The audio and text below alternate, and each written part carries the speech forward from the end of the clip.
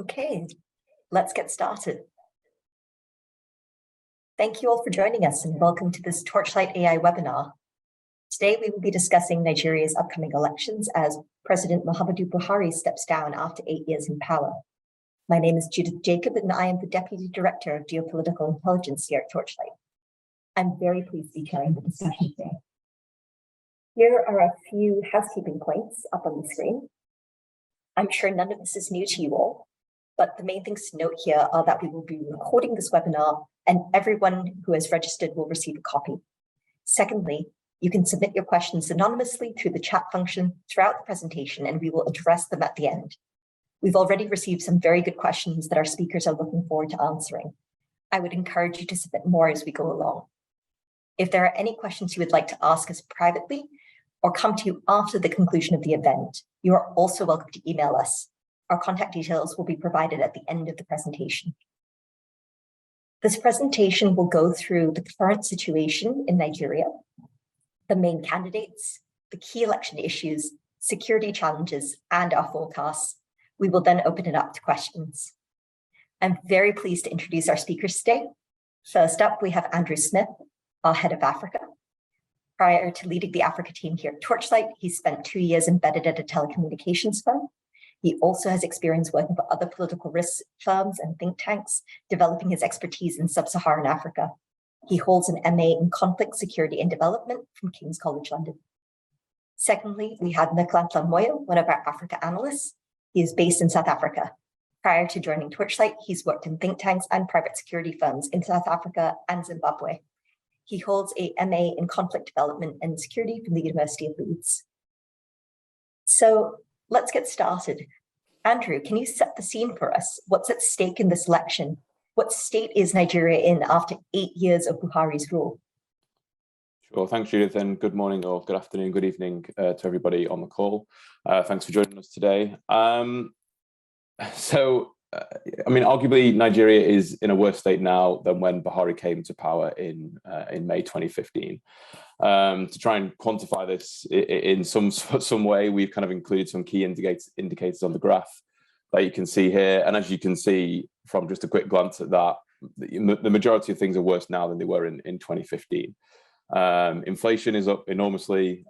Things such as unemployment have skyrocketed. The Naira has devalued enormously, and overall consumer purchasing power is down. I mean, not all of these issues can be attributed to Buhari's policies, given obviously the pandemic and the cost of living crisis over the past 2 to 3 years.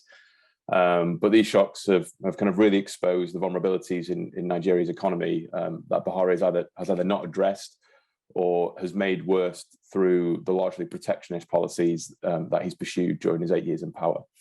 A quite telling indicator that we included on the graph there at the bottom that arguably summarizes the situation is the state of Nigeria's oil production. Oil remains the bedrock of Nigeria's economy, but over the last year or so, Nigeria has actually lost its status as Sub-Saharan Africa's largest oil exporter to Angola.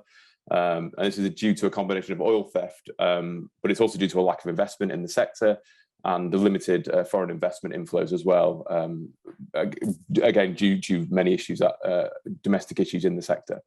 And really an underperforming oil sector has a knock-on effect on the rest of the economy. And this partly explains why debt has risen, because the government has needed to raise money from elsewhere because it's not getting it from oil. And even why areas that are kind of on the graph there seemingly better than when Buhari first came in, such as GDP growth and Nigeria's forex reserves, they're only marginally up on where they were when Buhari came into power. So really, it's not a kind of, on the economic front alone, at least, it's kind of not, there's not been made leaps and bounds made, certainly. And then you have other issues that we haven't included in that table, such as corruption and insecurity.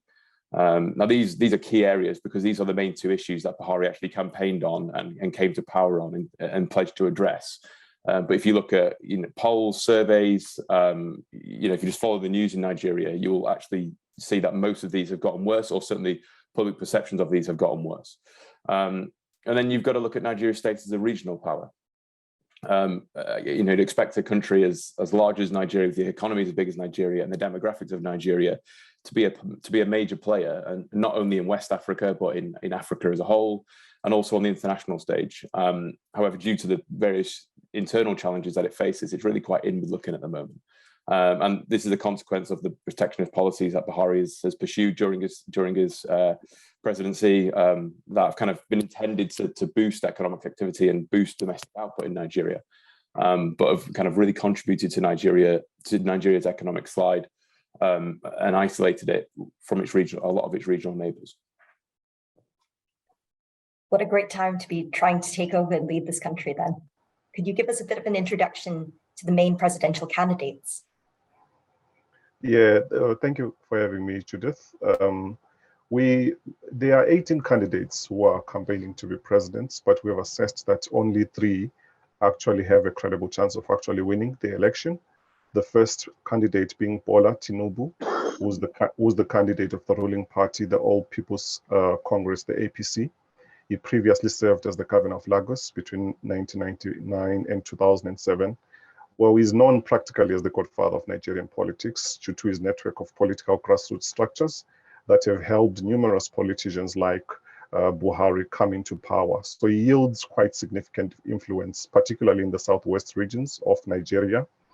He's running on a Muslim ticket, meaning that he is a Muslim candidate, and his vice president is also a Muslim candidate, which is a sort of a departure from Nigeria's unwritten rule that if you've got a Muslim candidate campaigning, his vice president ought to be a Christian, vice versa as well. If you've got a Christian candidate campaigning, his running mate ought to be a Muslim, but he's running on both on a Muslim ticket, which has sort of aggregated certain sections of the Christian-dominated Northeast and North Central, particularly amongst the supporters of the APC. But we're curious to see how that's likely going to turn out. And then the second candidate that we have is Atiku Abubakar, who is the candidate of the main opposition, which is called the People's Democratic Party, the PDP. Well, he's 76 years old, and he previously served as a former president of President Obasanjo between 1999 and 2007. He has run previously 5 times for the presidency in 1993, in 2007, in 2011, 2015, and 2019, and he has never won. So he's probably hoping that this time, on the 6th time, he might hopefully get it right. We'll have to see how that pans out. And then thirdly, we've got Peter Obi. Peter Obi is the candidate of the Labour Party, and is also a former governor of Anambra State, which is in Southeast. He was a member of the PDP until last year in May 2022, when he defected to the Labour Party. He is 62 years old, and his campaign has sort of capitalized largely on public frustration with the status quo, high unemployment, and he has drawn a lot of support, particularly from urban youth, as he's seen as a political outsider. So in our assessment, we anticipate that these are the 3 most likely candidates. Amongst these, one of them would emerge victorious. But we also anticipate that this will be a highly competitive election, given that 2 of the candidates, Bola Tinubu being in his 70s, as well as Abubakar being in his 70s, it might be their last opportunity to run for presidency. So we anticipate a highly competitive election. It's probably worth just adding to that as well. The fact that there are actually 3 candidates in this election rather than 2 actually kind of speaks to the levels of dissatisfaction within Nigeria. Since the return to civilian rule in 1999, the APC and PDP have absolutely dominated the political scene. There's obviously always been more candidates in the running each year, but they've never got more than a few percentage points. So the fact that kind of Obi has emerged as a viable contender, shows that people are deeply unhappy the way things are going. And this is a person that only kind of emerged as a possible candidate in May last year, and it's already got to a point that a lot of the polls are kind of pointing to him as the potential winner. Thank you both for that. I enjoy the fact that the youth vote is going to a 62-year-old. So given that you've now outlined some of the key issues facing Nigeria, especially on the economic side of things, what are the 3 main candidates prioritizing in their manifestos? How are they hoping to win over voters? Well, there's little to differentiate between the manifestos of the main 3 candidates. I mean, as with most election manifestos around the world, there are a lot of big promises and pledges to address some of the issues that we've discussed, but little actual detail. Pretty much all 3 of the main candidates have said that they're going to revive the oil sector in some way. They're going to end the fuel subsidy regime that's become increasingly untenable as oil prices have risen or are certainly higher. They're going to liberalize the exchange rates, improve power supplies, kind of address unemployment by creating jobs in areas such as manufacturing and agriculture, and provide more funding for education and social welfare programs. Of the three of them, Abubakar's manifesto is arguably the more pro-business and probably envisages private sector-led development in most areas, while Tinubu's kind of more of what is more on the same lines that Buhari's pursued in terms of a high degree of government and central bank involvement in economic activities. On the security front, again, there's quite little to differentiate them. They're all pledging to provide more funding to the military. And I believe it's Obi's manifesto has said that it will lend more towards some local initiatives, which some of the state governors have been pushing for over the past few years. So again, like as I pointed out, there's not a lot to really to separate them.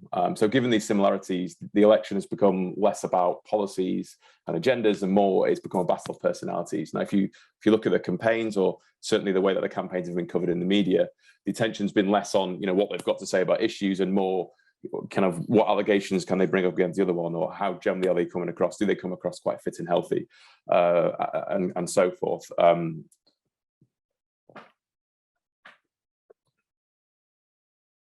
Thank you, Andrew. It's good to see that personality-driven politics continues to reign in Nigeria. So now that we've got a fairly good sense of their backgrounds and their policy agendas, could you tell us a little bit more about insecurity in Nigeria? You mentioned at the start that insecurity worsened under Buhari. And can you elaborate on that, as I'm sure security issues will be of key importance to the people on this call? Absolutely. Now, in 2014, when Buhari assumed the presidency, there was no widespread insecurity as it is in Nigeria today. Now, if you've noticed the rate at which insecurity has risen throughout Nigeria, it has also led to the proliferation of vigilante groups throughout the country, which seek to curb insecurity in their local communities. While Boko Haram itself has obviously evolved between 2015 to 2019 and has been superseded by the Islamic State of West African Province, ISWAP, as the dominant main threat, particularly in the North Central and the Northwest, we actually still see a lot of insecurity within these areas as well. And to some degree, the Nigerian military has had some success in targeting jihadists in the Northeast strongholds, where, for example, ISWAP and Ansaru activists have been apprehended. However, these groups have also expanded their activities and they've established cells in new areas outside of the Northeast as well, including in states like Kogi, Taraba, and Niger states as well. And they've also claimed attacks in several southwestern states, as we saw with the attack on Kuje prison in July 2022. So we can actually eventually see that jihadist activities have significantly increased under Buhari's presidency. Secondly, kidnapping for ransom has increased sharply in the last 5 years throughout Nigeria in areas, for example, such as the Niger Delta regions. Militants and pirates have taken hostages to extract ransom. So kidnapping for ransom has become highly widespread in the north of Nigeria, but also throughout the rest of the country. Thirdly, to exemplify and demonstrate how insecurity has also risen under Buhari's leadership, we've seen massive vandalism of pipelines belonging to both government and multinational companies, particularly within the last 8 years. And the Nigerian Upstream Petroleum Regulations Commission actually estimates that over 250,000 barrels of oil is lost to theft on a daily basis throughout Nigeria. So vandalism to pipelines has also risen sharply within the 8 years of Buhari's presidency. And outside of these three threats, we've also seen the rise of banditry throughout Nigeria, particularly in the north central states. Now, banditry has obviously escalated and has been exacerbated by other socioeconomic issues, such as high unemployment, so naturally these groups take advantage also of the fact that the state is not heavily present in some of the areas where they operate, and they use that to actually charge locals levies for the security that they might provide, security there being in quotes as well. But these bandits have also attacked key transport routes, as we saw as well with the Abuja and Kaduna train attack in April 2022. Now, it has obviously become a daily occurrence throughout Nigeria that these vigilante groups, as well as in north central Nigeria, are actually terrorizing civilians. Just last week, Friday, over 40 civilians were killed in clashes between gunmen and vigilante groups in Katsina State, which shows and demonstrates the level of insecurity which has risen under Buhari's presidency. But most importantly, we've also seen the emergence of secessionist groups in the southeast of Nigeria, including the indigenous people of Biafra, IPOB, that are calling for an independent Igbo state. Now, they have actually carried out a number of attacks throughout Nigeria, throughout the southeast states of Anambra, Imo, Ebonyi, where they attack schools, they attack government security personnel, and they've recently been identified as the key attackers of INEC offices in Nigeria. So all these have sort of worsened the state of insecurity in the southeast. So in overall, in conclusion, we can identify the rise of insecurity in the southeast. We can also identify the increase of insecurity in the north central, as well as the northwest, as well as kidnapping for ransom throughout Nigeria, as well as vandalism on pipelines belonging to international companies and the government as well, which all demonstrate that insecurity has really been on the rise in the past 8 years. Just to add on to that as well, one we've got on the map there, and it's an issue that kind of doesn't really get much attention between election cycles, but it always comes up around the polls, is organised political violence. Sponsored attacks by the political parties and running candidates in various regions. So in the past few months, we've seen attacks and then targeted killings of politicians standing for election. We've seen attacks on rallies and other campaign activity, and also on rival opposition supporters. Now, much of this violence has been in parts of the southwest, as well as the southeast and other parts of south-south. But during the election cycle, we will generally see it, or we can expect to see it in other parts of the country as well, particularly in some of the battleground states, such as Kaduna, Kano, and Lagos. And the reason it's kind of going to emerge in there, because this is where you've kind of got largest populations of different ethnic and religious groups who obviously vote for different candidates. It's probably worth saying as well, just to highlight, the southeast, we're kind of forecasting that southeast is going to see the most disruption during this election, southeast and some of the south-south states, such as Rivers. I think even before you take in the secessionist group, IPOB's presence, this is a highly contested region where tensions are very high. There's a significant youth vote that's going to be split between Obi and Abubakar. And also in this region, we've got a lot of governors who are setting themselves up for 2027. And if they don't do well in this election, they're going to be counted out for that. So you've got a kind of a tinderbox of factors that's really going to make the Southeast arguably the most volatile region of this election when you count organised political violence in there, and then you could count, also factor in secessionist violence as well. Thank you both for all of that information. Given how extensive these security challenges seem to be, how has preparation for the elections gone so far? And will the election day run smoothly? Can we expect delays or disruptions like we saw in 2019? And does INEC, the Election Commission, they themselves have warned several weeks ago that the elections could be disrupted? Well, there have been a number of challenges that we've seen throughout Nigeria in the run-up to the elections. Key amongst them being obviously allegations of double registration, as well as the registration of underage voters, attacks on INEC offices. But however, despite all these challenges, we envisage that the elections across the country will likely proceed as scheduled. However, this isn't to say that there won't be some delays in certain areas. For example, in the southeast, like Andrew has also alluded to earlier on, where we've seen attacks on INEC facilities. So there will be cases where some polling stations could experience some delays in casting their votes as well, also due to attacks by armed bandits in those areas.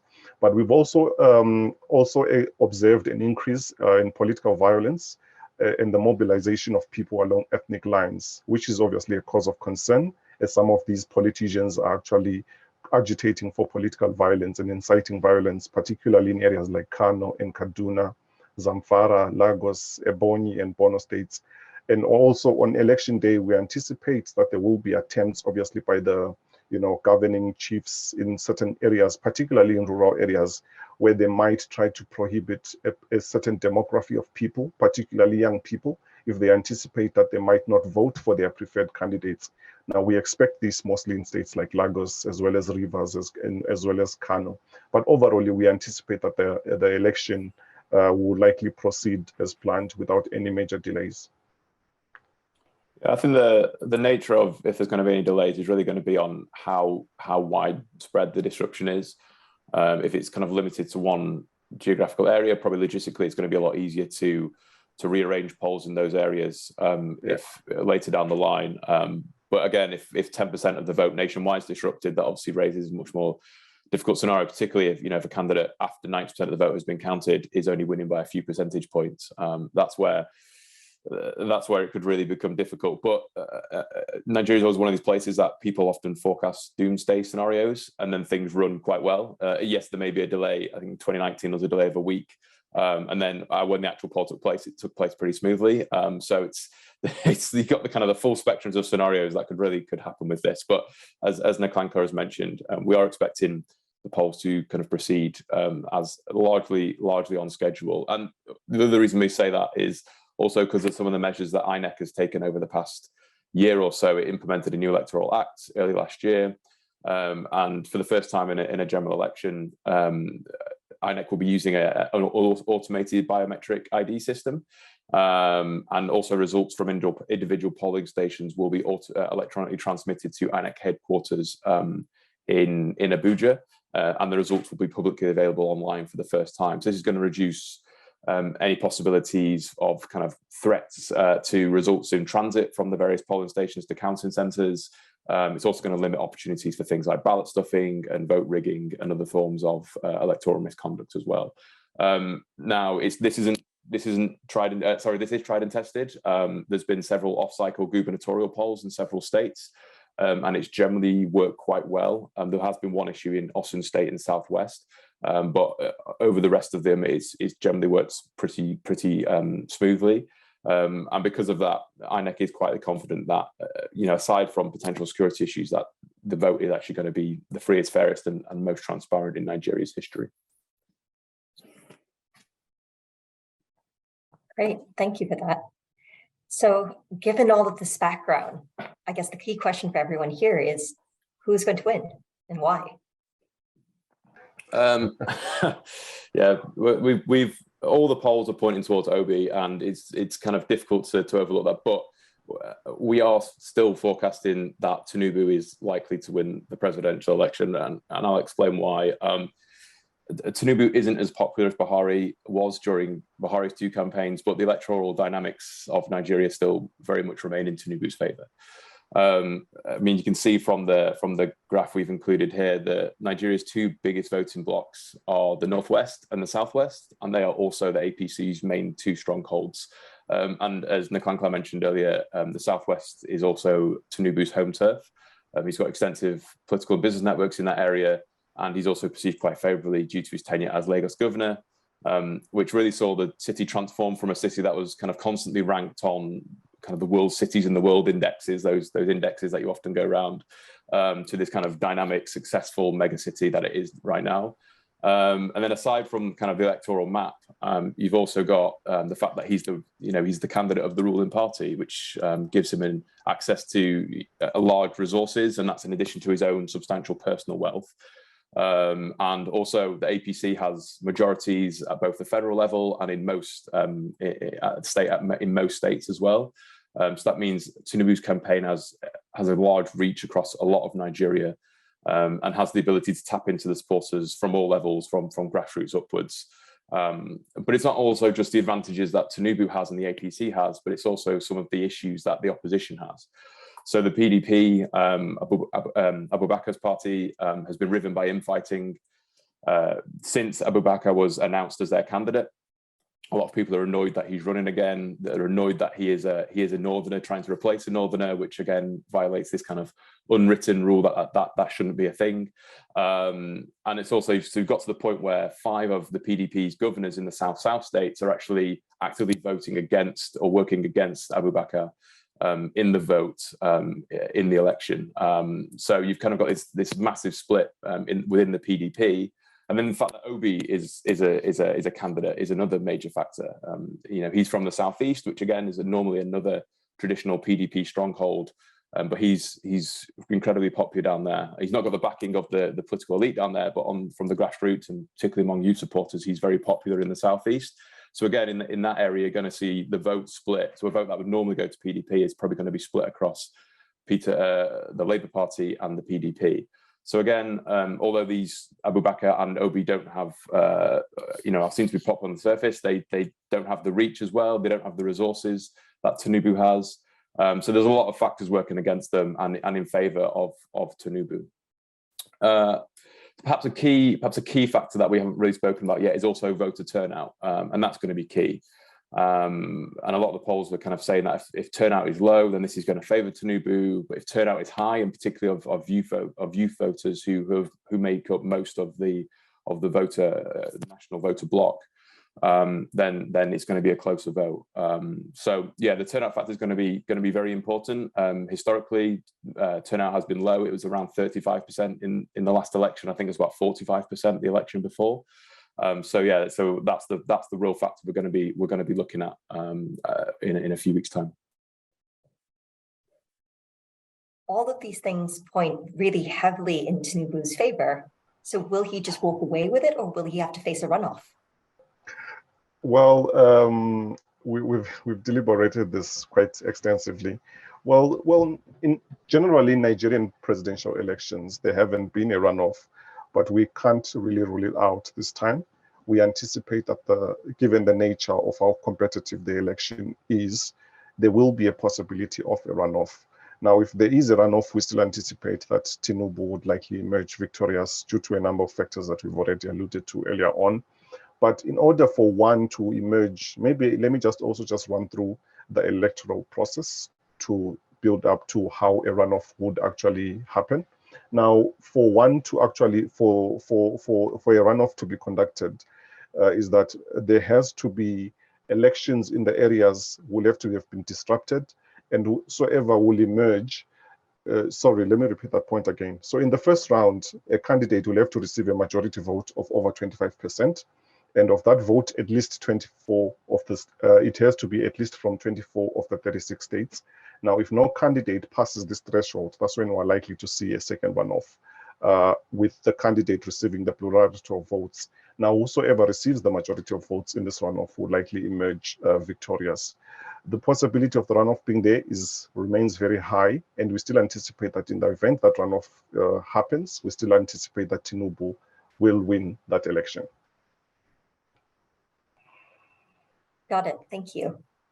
So in the event that Tinubu claims victory, either immediately or during this runoff process, what are the immediate tasks for him or whoever else takes power and their government? What will they have to do? What are the issues that they will have to address? I suppose that's quite a difficult question, obviously, given the various challenges that we've kind of discussed. But I think probably the immediate task after actually forming the government itself is probably going to be, firstly, how to address sliding oil production, the weak currency, and also working on how to remove or start to scale down fuel subsidies. And I think when the government has made some progress on these, it can start to tackle some of its other pressing issues, such as debt pressures, which have risen over the past few years. And it's also, if it addresses these, it will give it more funds to boost revenues into things such as the military, into kind of social welfare programs and things like that. So really, they're the key areas that it's going to have to address, because without addressing them, without finding some new money from somewhere, it can't borrow on the external markets, international markets at the moment, obviously because of current conditions. The cost of imports are so high, it spends so much on subsidies. It really needs to find some way to boost its revenues, and then you can start to invest in other areas, such as addressing insecurity. So for me, they're probably going to be the 3-4 main areas that it's going to have to immediately prioritize. Great. I think that you guys have given us a very comprehensive overview of these elections. I think what is probably more useful is if we move now to questions from our audience members. I think let's start with this one, because you've said earlier that opinion polls point to Obi having a really substantial lead. Why does he have this lead, and are the polls wrong? Do you want me to take this one, Nicole and Cloud? Do you want to take this? Yeah, no, you can take this one. I'll build up. I'll build up on your points. Okay. So a lot of the polls that have been conducted so far, bar one that actually came out yesterday, have been quite region-centric or quite city-centric, and have really only captured the voice of those who are likely to come out and vote in favour of Obi. So the respondents have mainly been in urban areas. They've mostly been kind of younger voters. And again, this is probably the one election where the youth are most politically engaged, and that's really a result of since end SARS. And that was kind of like the political awakening for many voters. So I think really these are the people that have been responding to these polls. I think most of the polls have also kind of built in quite a big factor. It said 40% of the people that they've also asked have also said that they're undecided. And then there's obviously that people that aren't captured in those polls as well. So there's a lot of flaws in the polls from where they've been conducted and who they've been conducted amongst to kind of point towards Obi, but aren't really capturing the national scene. Yeah, maybe just to add on to what Andrew has mentioned, 40% of all registered voters are under the age of 35. So naturally, when opinion polls are conducted, the assumption is that most of these young people will vote for Obi based on his electoral campaign, which has sort of attracted a lot of young people in Lagos, Abuja, and other major urban centers as well. So there is that natural inclination that Obi is going to emerge victoriously. And also, given his popularity amongst the working class, as well as the diaspora community, which has access to internet, which has been doing extensive campaigning for Peter Obi on the internet. So naturally, those polls also feed into that narrative that Obi is going to emerge victorious. But if you look at his ability to penetrate, particularly the South, which remains the PDP stronghold, it has been quite limited. He has obviously made a bit of inroads in the North, but his campaign has sort of failed to gather a national presence to actually garner sufficient votes for him to actually emerge victorious. He will get votes in major cities, but one of the key regions that you will have to tap into is the Northwest as well. And that Northwest mostly remains controlled by the APC, and has recently also shown indications of voting in line or voting for the PDP. And those are areas where Obi stronghold hasn't actually been able to penetrate those rural communities. Just the last point as well is just I think the factor of vote buying should never be underestimated in Nigeria as well. It's been a common feature of all elections, and despite what people may respond to in a poll, their vote could be bought, and often not by much. So they could say they're going to vote for one candidate, but actually, they slip some money and then they vote for another candidate. So that, again, that's another factor that really shouldn't be discounted, because it's always been a major factor in previous elections. Right. I'm glad to see that polls are wrong in many parts of the world.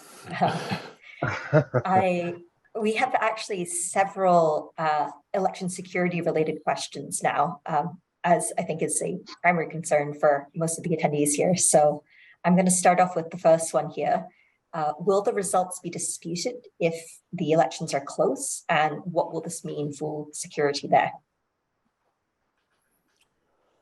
This is really going to depend on if the result is, I think it would dispute it either way, but I suppose it would depend on how far that the losing candidates take it. Now, I think if there's, like I said, if there's 5 to 10% of the vote still uncounted for because of disruption of some form, and let's say Tinubu has only won by 2%, then yes, I think we're going to see this result heavily disputed. In terms of what impact that will have on the security environment, I would say a lot of Nigeria is a bit of a tinderbox at the moment, and I think the threat for unrest is really going to come from the youth supporters. And like I said, their political awakening has really come from NSARS and how the government cracked down on people during NSARS, and we also saw the protests across the country. And as someone I was speaking to a few days ago put this, I think if a similar situation happens again, whether it be incident, kind of an allegation of electoral interference or disruption to the poll in an area, that would say it's going to have an impact on the result, or even just on level of a policeman shoots someone in Kano State. This could really just be the singular incident that sparks widespread protests from youth voters. The other thing as well is that youth voters are so convinced, or a lot of youth voters are very convinced that Obi is going to win. You know, they are heavily engaged in social media where everyone else is saying the same thing. So they're kind of almost trapped in their own kind of, you know, void where everything they're hearing is that Obi is going to win this by a landslide. And, you know, like I said, as we've said, many of the polls are also pointing towards this. So again, if he doesn't win, and if Tinubu takes it quite comfortably or even by a few points, then they're going to be really frustrated and they're going to come out on the streets. So I think the conditions are there for this to escalate quite badly in protests, and have protests in many regions. But again, Nigeria, again, so as I said earlier, is always a place where we kind of give these doomsday scenarios and then things actually kind of go ahead without the disruption that everyone is expecting. Yeah, maybe just to add on to what Andrew was saying, we do anticipate there will be violence, particularly in major cities like Lagos and Abuja, mostly from Obi supporters who might either if he wins or doesn't win, they will argue that the electoral process was rigged. So there will be isolated cases of protests, but we don't anticipate those protests to stretch for a longer period, due to the fact that, you know, in order to sustain that kind of a protest, you either need the resources, and we know for a fact that Peter Obi does not have the significant, you know, resources to actually sustain a anti-government, you know, protest, protesting either the vote was rigged or not. So we don't anticipate those protests to stretch for a longer period, but there will be definitely protests in major areas where his youth supporters might be disenfranchised by and not happy with the result. Thank you. And I know that you went over some of these issues in the presentation itself, but could you comment a little bit more on what additional risks you foresee if the vote goes to a runoff? I think we've probably covered that there. So the one that's probably not an issue right now is going to be the issue of protests starting in cities and during the period between the first vote on the 25th of February and the second vote, which has to take place within 3 weeks. So I think that would be the main issue we're going to see. We're obviously going to see this kind of mobilization of supporters from all parties or between the two parties that going into the runoff, the candidates are going into the runoff. Obviously, we're going to see this as well. And then add in the factor, obviously, it will depend who's in that runoff. As we've said, youth voters supporting for Obi kind of seem to be the most likely actors that are going to be the ones that are going to cause these protests. So I think that's going to be really the unforeseen, is going to be, or the one we've not spoken about is going to be the protest that we're not currently seeing, but are quite likely to see if the election doesn't go that way. Great.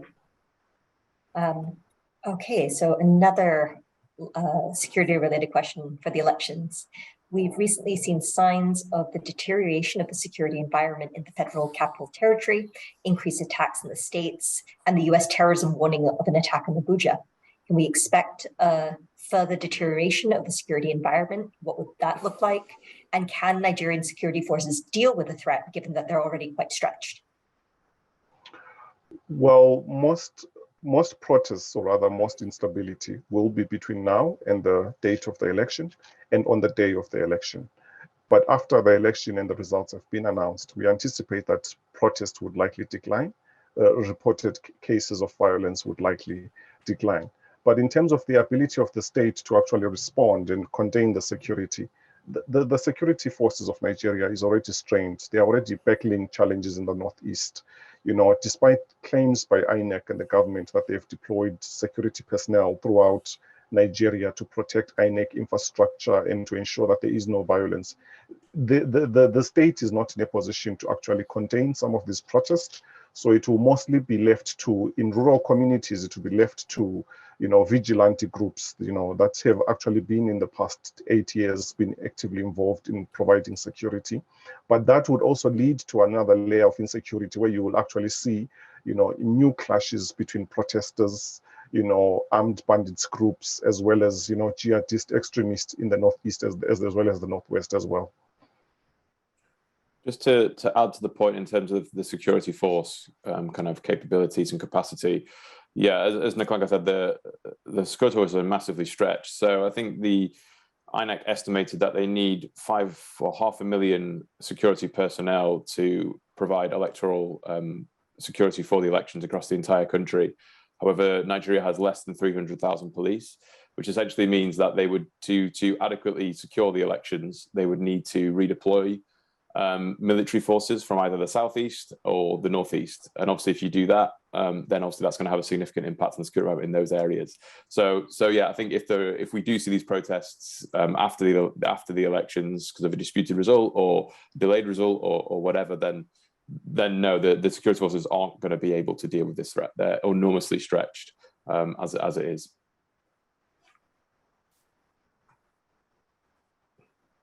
Thank you for answering those questions so thoroughly. I think we're going to move away from the direct election security issues into wider insecurity, particularly with regards to terrorist organizations. We have a question here that says, the negative security influence of Boko Haram and other jihadist groups is well known, but how do you estimate the political influence of these groups, especially Boko Haram, on the election, and especially on the situation after the election? And also the support for these groups by parts of the Arab states?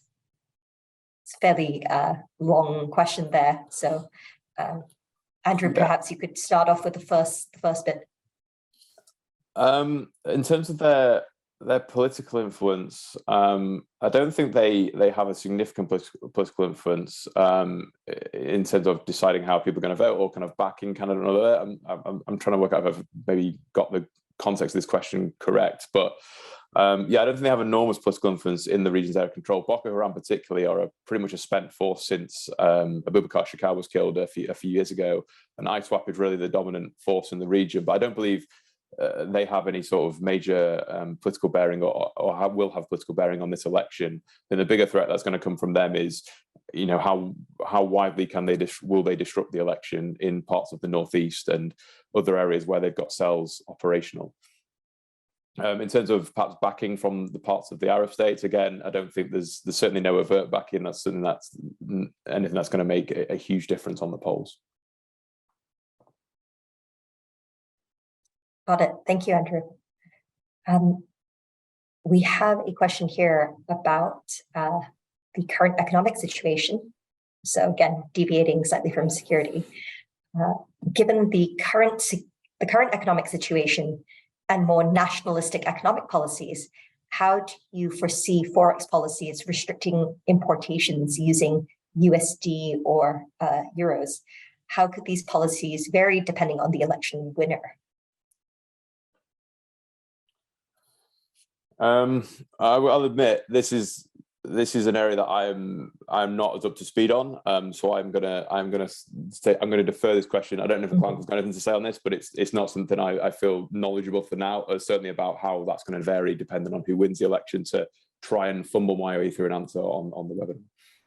Yeah, maybe just to add on to Andrew's point of view. I think one of the most unfortunate things about this election is that there has been less focus, particularly even on the candidates, their electoral, their economic manifesto. They are not really cut out quite clear at the moment. So the election has sort of been reduced to a popularity contest, you know, between different candidates. Economic policies are not yet clear at the moment. I'm sure that would become clear after a few months when one is either emerged victorious. But we've obviously seen cases like Tinubu, where he's speaking of issues of banning, removing the fuel subsidies. But there's always a difference between what politicians promise in the electoral run-up and after what the election has been conducted. So we'll have to see how this one develops, and would be able to actually then respond to that kind of, that's that question. I see. I'm sure that when the election takes place and in the immediate aftermath, we might have a clearer picture about the economic situation. And I'm sure that you both will be putting out analysis of that in the future. Well, thank you both for your very detailed analysis there. I think we've got time for one final question here. we're going back to Peter Obi, is that given his popularity among youth, what is the possibility of more violence emerging after the election in the event that Obi loses these elections? And how about the successionist bids? Do you envisage that they might be on the rise after elections, given that Obi is an Igbo? And will his loss not be considered a confirmation that an Igbo cannot be president in Nigeria?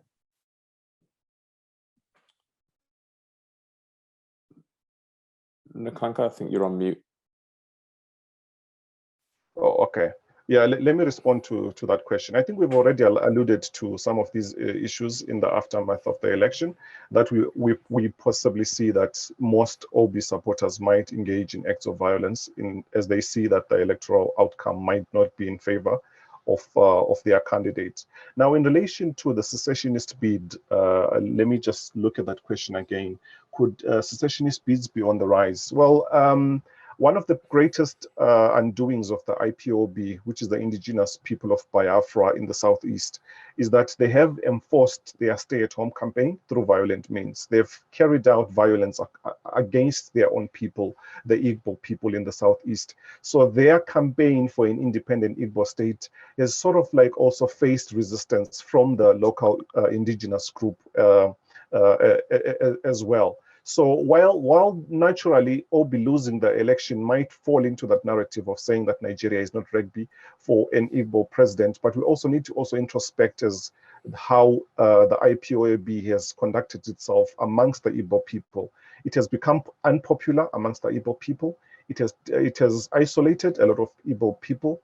Its military wings has carried out a lot of extreme violence against its Igbo people, and that itself might actually not work in its long-term favor in trying to achieve an independent Igbo state. There's also, I think Nklanka's gave a really comprehensive response there, but there's also, I think when you look at EPOB, there's actually a split in the group itself. Some of them are backing Obi, some of them are against Obi. So I don't think, I think as Nklanka said, I don't think his loss will be seen as too detrimental, or it might just kind of deepen this divide that we've already seen within the group itself.